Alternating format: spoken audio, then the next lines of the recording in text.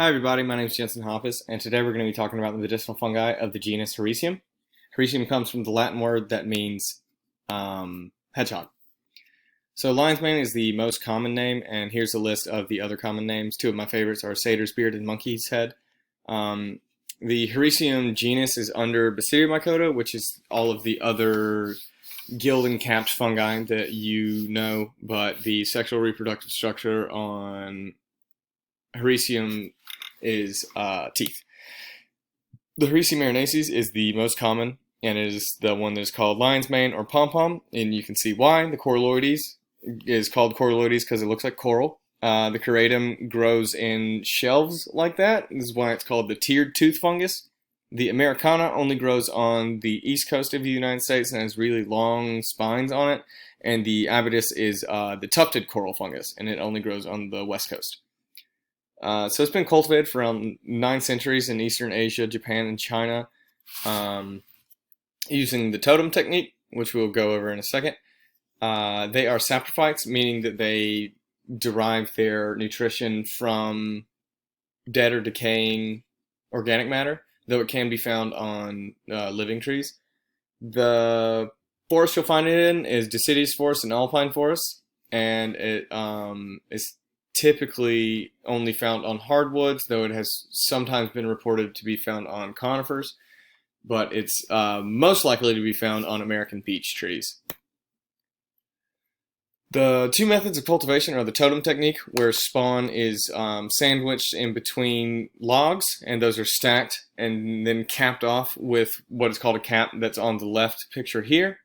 These take like 2 years to fully colonize, or a year to fully colonize, and then they'll produce for many years after that. And this is used for hobbyists and like homesteading. Sawdust bags are what is used to mass produce and make all of the medicinal products. It takes up to 2 months to colonize and lasts up to 2 months and can produce a pound per 5 pounds of substrate. And it's a really efficient method of doing it. The medicinal compounds are erinacines and hericinones. Hericinones are not researched as much as erinacines, and erinacines have been researched all the way since the 90s. Their main focus is on their neural growth factor capabilities, which rebuild the myelin sheath, which is one of the things that neurodegenerative disorders have the biggest problem with, is degradation of the myelin sheath. It also stimulates mossy fiber formation in the hippocampus and can increase neurotransmission at the mossy fiber CA3 synapse, and this was shown in mouse models. Homeopathically, it helps with circadian rhythm and memory recall, and can be shown to increase novel item recognition, which in a mouse study was, I guess, observational acuity. It makes you more observant of your environment.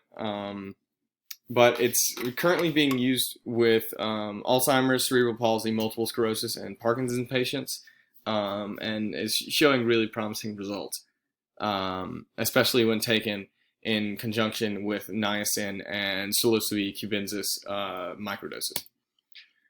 Tinctures and powdered supplements are their main method of administration, unless you can get a hold of it fresh, which most people can't. So you can get your powdered capsules and alcohol tinctures online. Most of the market consists of myceliated rice extracts. So what they'll do is grow the mycelium on rice and then emulsify that and treat that as the fruiting body. Or they may even do half and half and do half fruiting body and half myceliated rice. But I think this is an inferior way to do it, and you're not getting as much product as you would have from just fruiting bodies. There are no known risks or interactions with any of the Hericium species, and you can take 3 grams daily of dried supplement is the recommendation, or 3 milliliters daily of the alcohol extract. The efficacy of the alcohol extract is hard to determine because it's measured through beta-glucan levels, which is used as a proxy to compare and estimate the amount of hericinone and erinacines in the tincture. But the megazyme beta-glucan assay is not a very reputable test and is often gives different results even if you do them on the same batch. So that's my references. Thank you for your time.